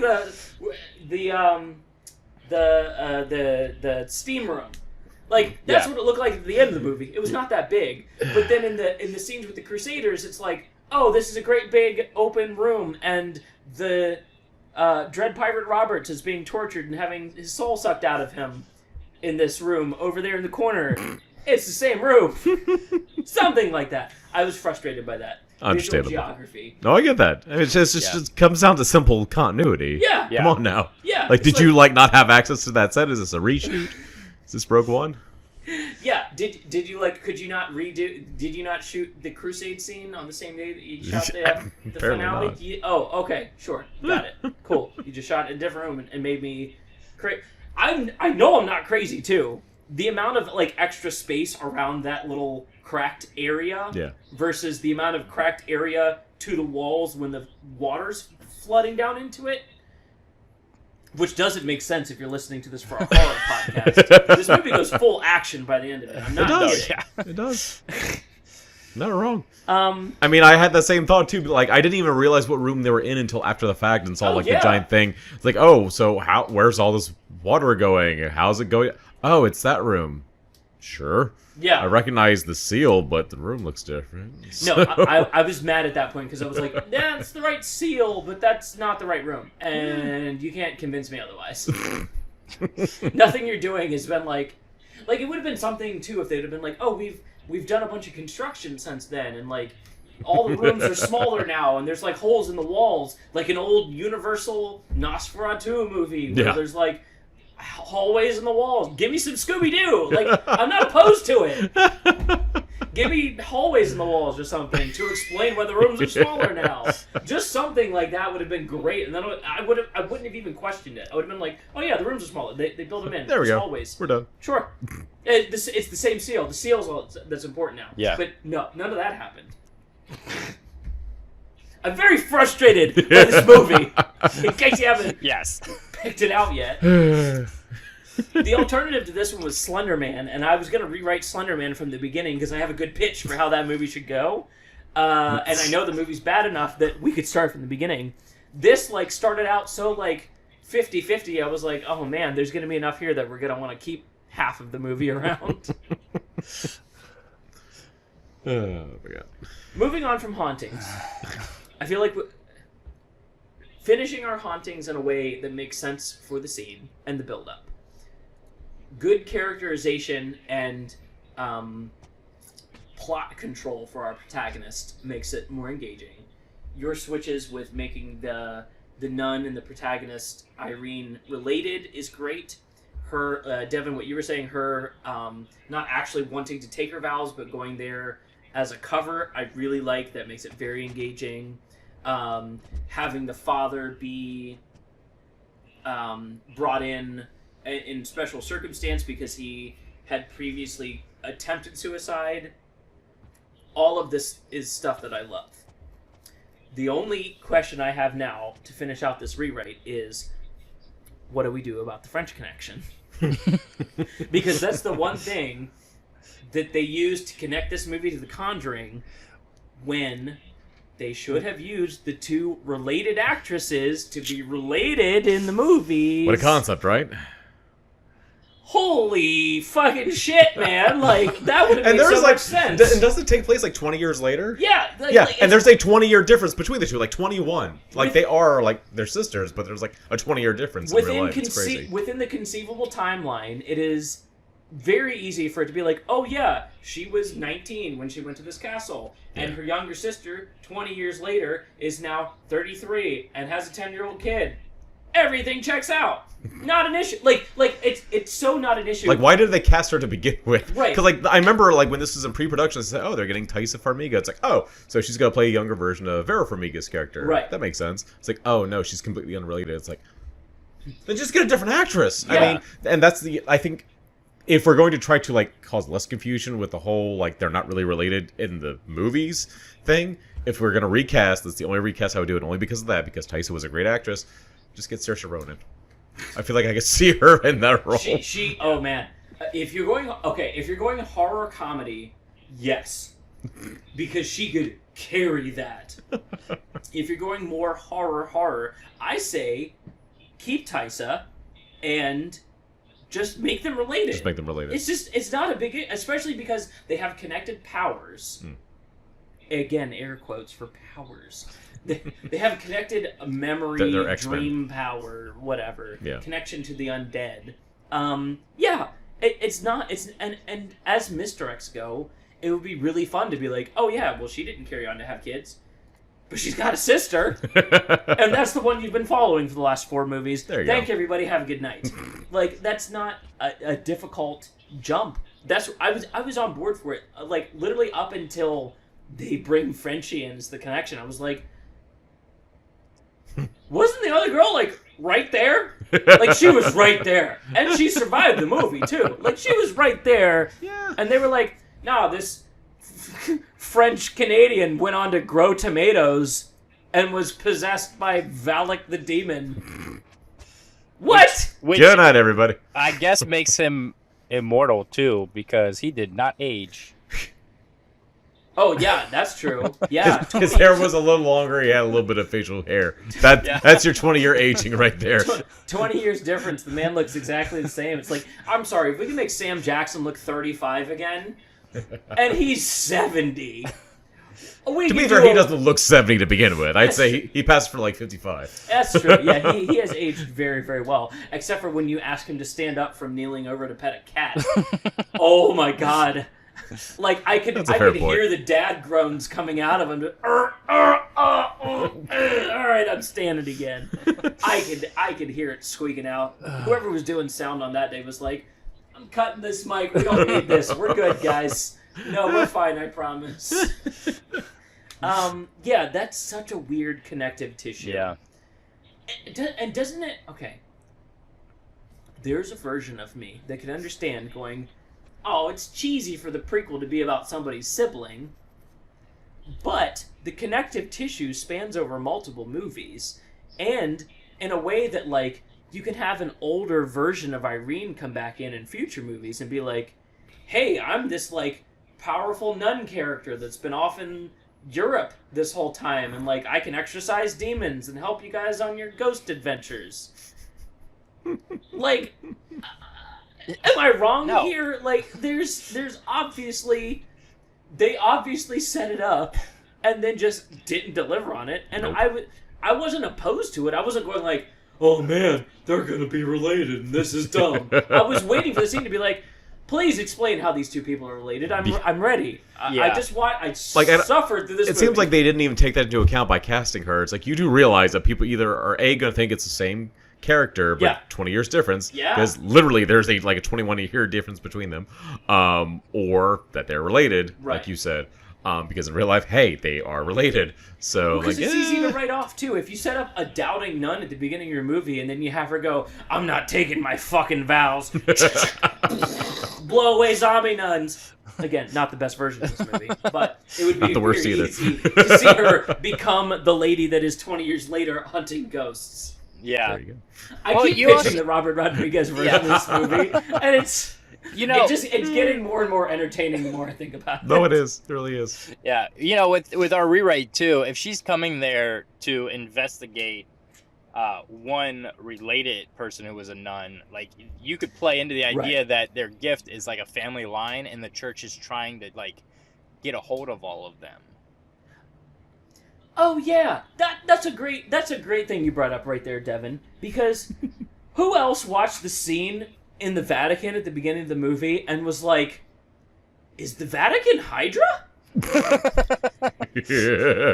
Because they were like, in this rare instance, we believe they're the ones that have secrets. And I was like, wow, that was about as dark as you could fucking write that line. Because not only are you referencing the 1915's Vatican having a bunch of secrets, but also you're like weirdly winking at the fact that a bunch of Catholic priests fucked a bunch of little kids. That was a thing that happened. And you're just kind of winking that off in this line. Maybe they didn't take that into consideration, but that's the first thing that popped into my head was like, oh, that's dirty. Yeah, you guys do have secrets, don't you? Yeah. We figured that out at the Oscars like 3 years ago when Spotlight won.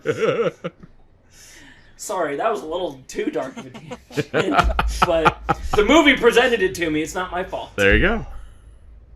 Of the most Catholic things this movie did, that was the most Catholic, and it was like in the first 5 minutes. You're not wrong. It's like there we met our quota. Oh man! Wow. Okay. I don't know how to move on from that. Yeah, agency in the plot, better payoff to the hauntings. So it would not be hard to make this movie a lot better. So our rewrite for this, just to sum up, is just make a good horror film, just make a good film. What a concept! Right. Yeah, it's because it's I'm trying to think of like the best thing to compare this to, and it would be kind of like a mix of Into the Mouth of Madness with like Stephen King's There's Someone Under the Stairs, I guess. Okay, let's decide on this. Is it ghost nuns or zombie nuns? It should be ghosts. I agree. I like zombies, but I got the vibe that it was very much more like supernatural, non-tangible elements from the trailer. Can I so throw going a wrench in in this and say it shouldn't be either? It should be demons. I mean, besides me saying that they should be alive the whole time. No, it should be demons. Like I think that kind of I know ghosts and demons are kind of technically two different things. They're similar, but like the thing with demons is you can have non-tangible like, physical elements, constructs, right? So like with ghosts, you're all ethereal, whereas demons, you can have physical monsters, and this thing's supposedly being raised from the depths of hell. Yeah. So it makes a lot more sense for it to be, a legitimate monster, not just like a trapped ghost or the undead. Yeah. No, I'm down for the idea. I think I'm trying to think of like other Conjuring movies and the way they differentiate. Demons can not only affect the physical world but have agency in it to like do things, whereas ghosts are like scenes on repeat.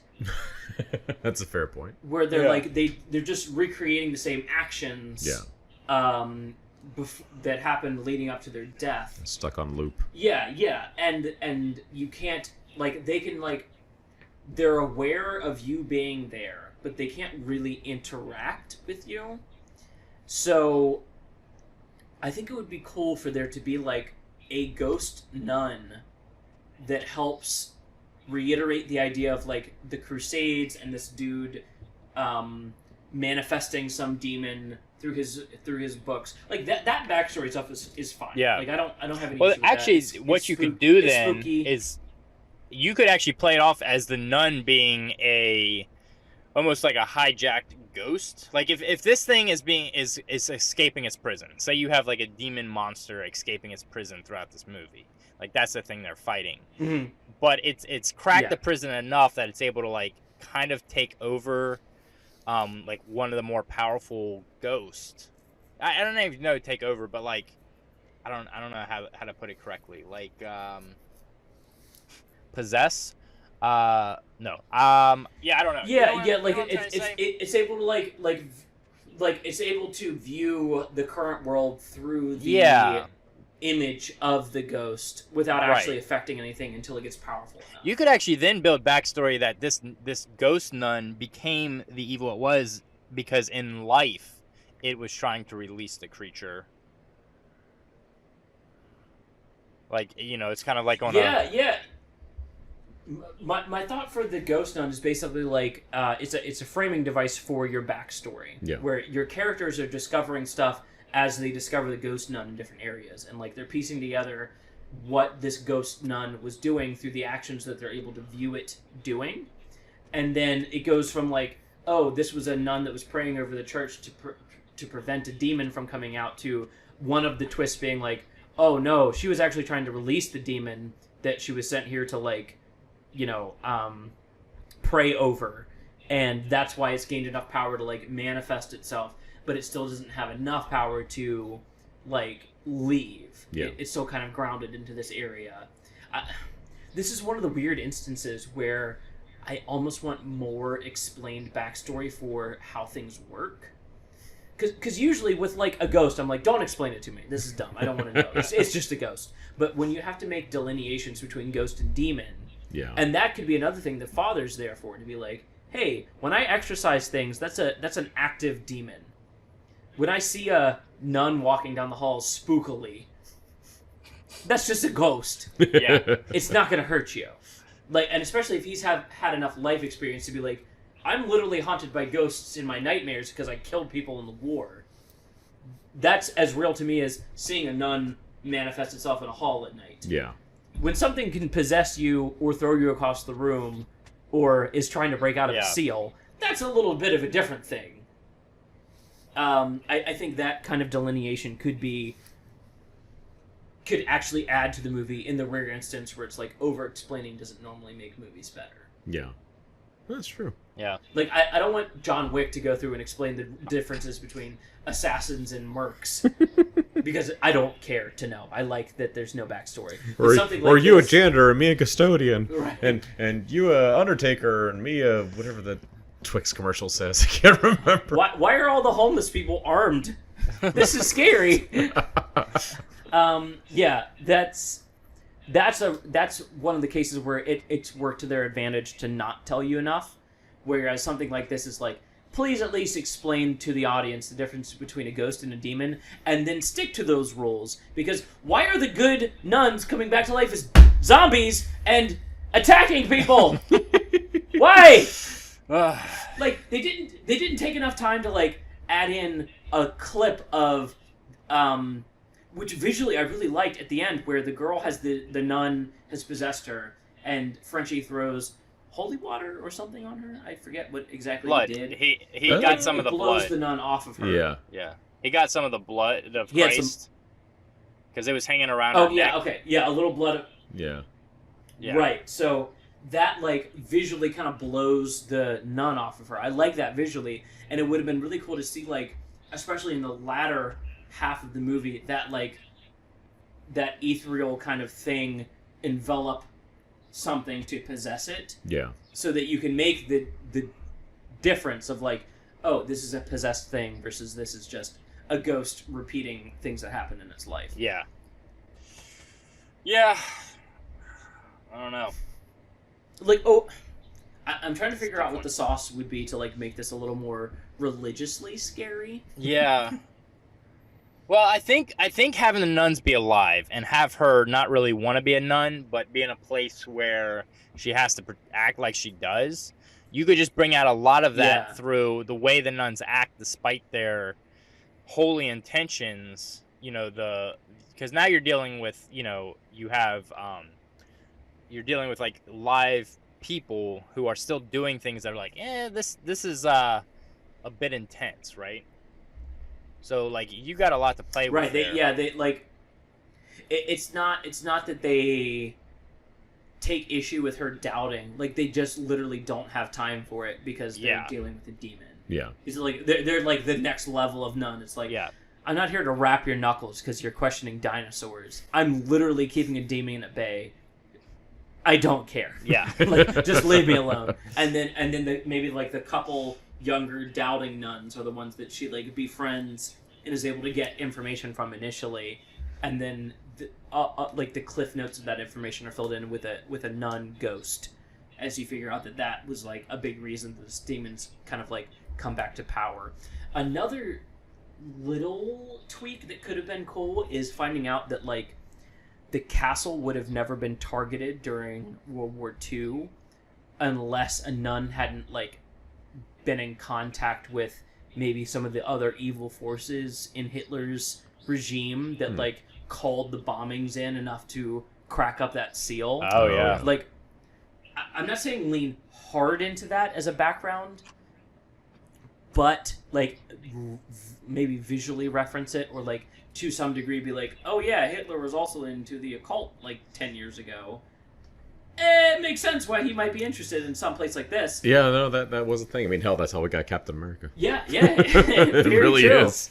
It would have been really cool for that to be like maybe the backstory for this evil nun of like, yeah, we wouldn't have been bombed if it hadn't been for this one nun being like, yo, we're here, and I might have a demon for y'all. Hey, yo, it's me, your boy.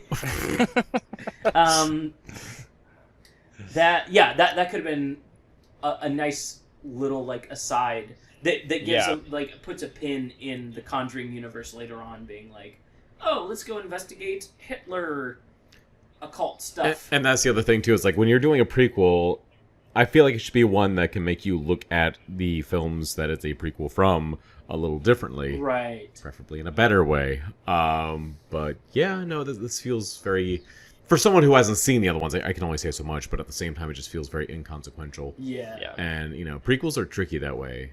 So sequels less so, but prequels more often than not can feel unnecessary, and this definitely had a lot of those issues to deal with. But like you said, if they were able to put a pin in it, right, and come back to it and actually one of the Conjuring films, then yeah, I would enjoy that as an idea for a movie, especially as they get more into the spin-off territory of like, we don't need to follow the Warrens specifically. We can jump into other occulty things. Like I just watched Overlord the other week.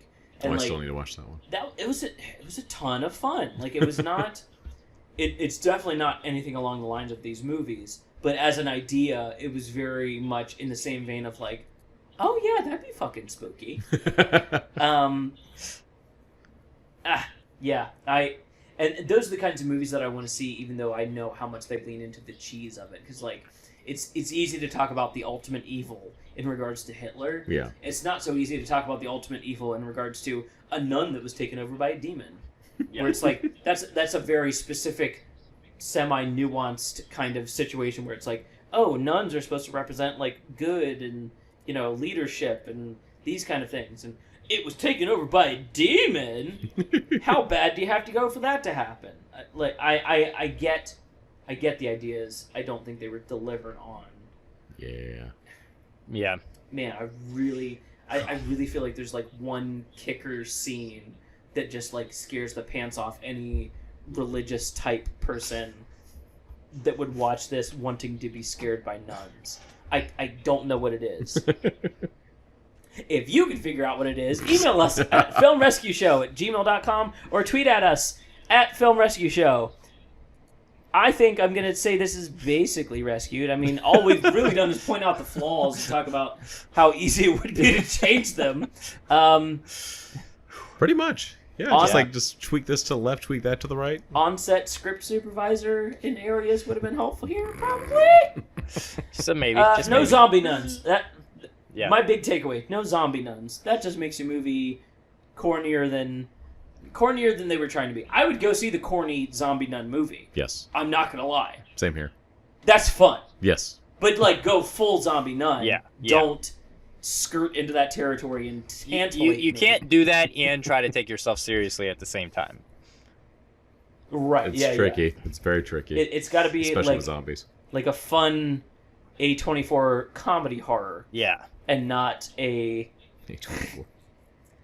What production company does the Conjuring films? It's not Blumhouse, is it? No.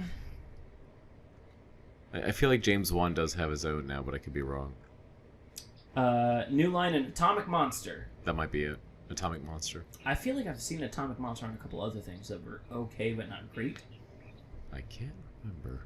Sorry, Atomic Monster. I'm not trying to shit on you guys, but it's just the way it be sometimes. Oh, this is James Wan's company. Well, there you go. Okay. Oh! Alright. Here we go. Annabelle, miss. Conjuring 2, hit. Lights Out, hit. Annabelle Creation, hit. The Nun, miss. So, they're 3 for 5. Lights Out was really good. Yeah. Oh yeah, I forgot about that one. That was based on the short, wasn't it? Yes, it was. That's what I thought. And apparently they have a Mortal Kombat movie in production right now. Yeah, that's you want to talk about a back burner. James Wan himself, I think he was at one of the Aquaman. It might have been the premiere of Aquaman, where someone asked James Wan about what was going on with Mortal Kombat. And he's like, "Well, we want to do it right. We ain't gonna rush it, so it's kind of on the back burner for the time being." And I'm thinking, I was like, okay, well, obviously you want to kind of coincide it with a new Mortal Kombat game, so now we're gonna have to wait another 4 years because it's probably we're gonna get Mortal Kombat 12. At this point, it's like, all right, James, just clear your schedule, just direct it to while you're at it. Just do it. According to Wikipedia, the current director is Simon McQuoid. I don't think he's still on board anymore. Yeah, because he has nothing else under his belt. Nope. If it's the one I think it is, I think he was the one who was a commercial director. That sounds right. I mean, and you could come into a series as a non-director and make a hit. Yeah. Let's see. The Quiet Place with John Krasinski. Freaking home run on that one. Yeah. Although, especially you know from he someone who said he directed 2 wasn't a horror movies fan. prior to that, Yeah. right? But no one Krasinski? remembers. Nope. Oh yeah, he had done a couple smaller dramas. Yeah. But yeah, which apparently is pretty Didn't he do common one with Matt for Damon? comedians. Sounds right. Yeah. George Clooney. Yeah. Yeah, what were they Or did again? Clooney direct that? Uh, Leatherheads? I think Clooney directed No, that. yeah. Clooney directed Leatherheads. Yeah, that but was- there was a drama that Krasinski did later because of Leatherheads. He was able to get Clooney on board. Oh, okay. I forget what it was. Huh. The point of this is watch John Krasinski's monologue in brief interviews with hideous men, because that is a fantastic monologue. Interesting. Probably some of his best work. I would not be averse to saying that. I tried to end this podcast a minute ago. What the hell? What happened, guys? I was trying to close. I don't know. Okay. Yeah, let's do that because we are getting close to 2 hours. So I don't know how we keep doing this. It's longer than the movie. Yeah, it's true at this point. This could hopefully have been more a entertaining commentary. though. Oh god. I Hopefully. definitely think more entertaining. So at FilmRescueShow, FilmRescueShow@gmail.com. I think Devin just made us an Instagram too at the Film Rescue Show. Yeah, I haven't really got anything up Did you on it put yet, the but in there. I'm pretty sure I did. That's fine. And I'd like to announce we have a Patreon. The Film Yes. Rescue Show on Patreon. Please go donate. Go there and put the pay in Patreon. That would be great. We have just a couple different levels. I'm not going to go too hard into this because I understand being advertised to is no fun. Nobody enjoys it. But here's what happens if you send us money. The podcast gets better. Yes. We get to do more podcasts for more movies. Yes. We get to commit more time to rewriting them. And you are directly benefiting our short films, feature-length films, and documentaries for the future. That's all 3 of us want to do that. We love doing this podcast. We will do this podcast as long as people are sending in movies for us to rewrite, and Yes. as long as we have creative bones in our bodies to make them better. I mean, essentially, we're just shitting on movies, but in an uplifting way. We're trying to be constructively criticizing them. Yeah.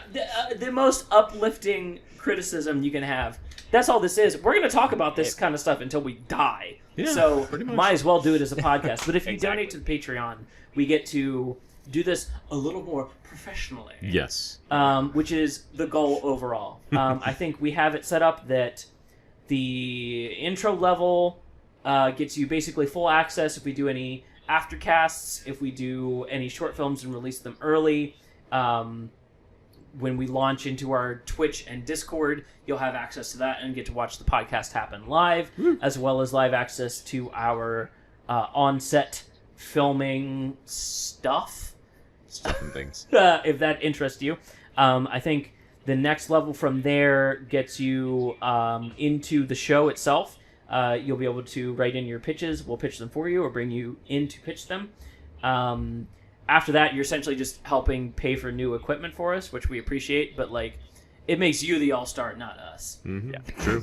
So Like it was one of those level. things where, like, to get a little inside baseball about it, I was like, I want to give the option, knowing that most people probably won't, but in the off chance that somebody would, I want them to feel like they know what they're getting themselves into. Of course. So you get access to everything. Full transparency. Yeah, exactly. And you know what? I'll make and send you a t-shirt if you do it.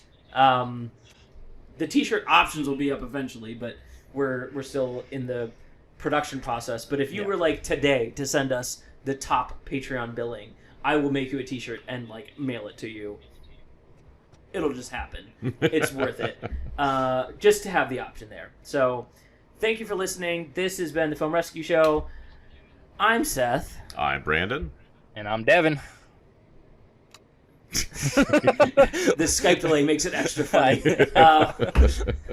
Thank you for listening. Next time, we are... Oh, man, I should have had the Google Calendar up for this. Devin, do you know offhand what we're doing next time?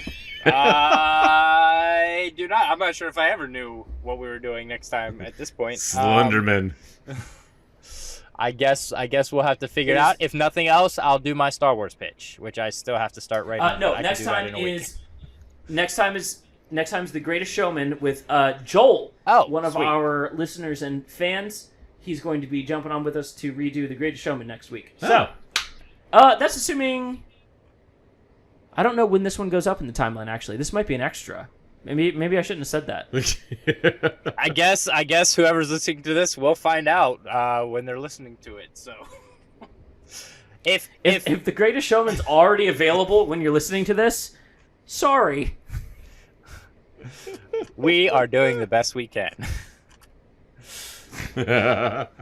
We all have normal jobs, okay? When we can do this full time, I'll make it good.